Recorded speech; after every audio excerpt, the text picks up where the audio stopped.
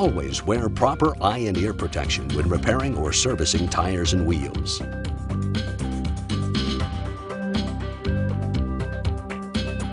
Work in well-ventilated areas or wear a mask when using rubber cleaner in cements.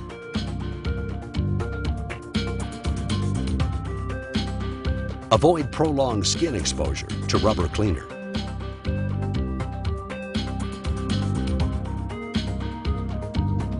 When servicing commercial truck, tractor, or OTR tires, follow guidelines as outlined in OSHA Regulation 29, CFR 1910.177, or other government regulations that may apply.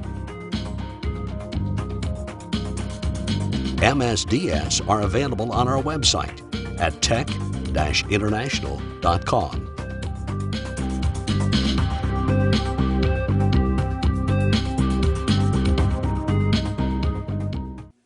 Before attempting to repair any tire, it must be removed from the wheel and placed on a tire spreader in a well-lit area. The technician should systematically examine the tire for damage and mark all damaged areas with a tire crayon or paint stick. The technician should be aware of the company's repair policy, as well as those of the tire manufacturer and Tech International. Tire industry recommendations, along with the service application, speed rating, and construction, must be considered when determining repair limitations. Warning: before dismounting or repairing a tire, always ask the customer if an aerosol sealant was used to inflate, seal the tire. Aerosol sealants may contain a highly volatile gas. Always remove the valve core in a well-ventilated area, away from sources of excessive heat, flame, or sparks, and completely deflate and reinflate the tire 3 times before removing it from the rim for repair.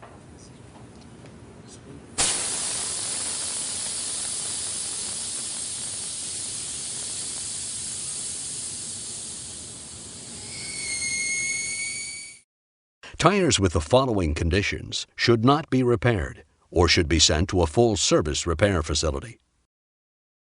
Potential zipper rupture.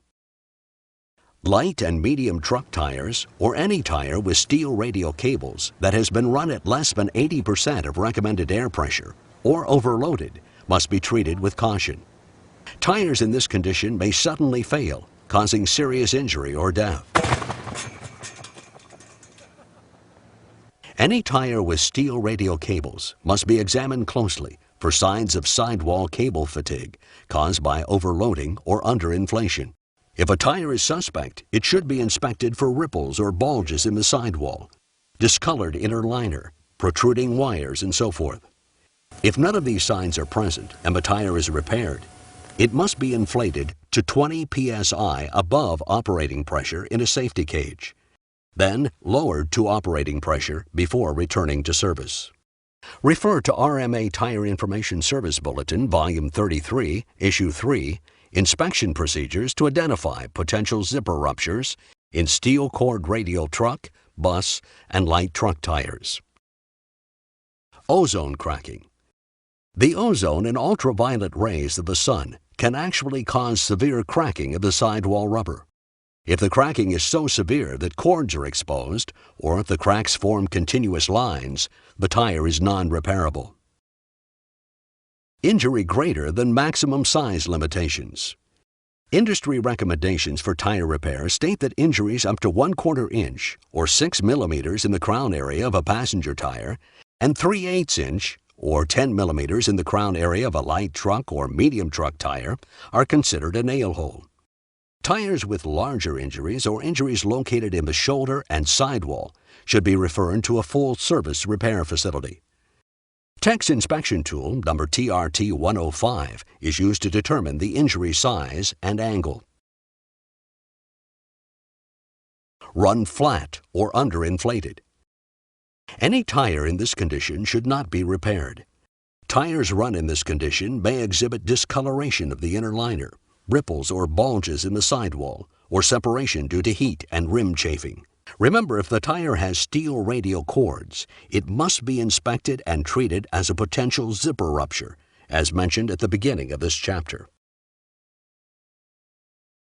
Casing separation. Any tire exhibiting rubber, tread belt, or ply separation must not be repaired. Excessive tread wear.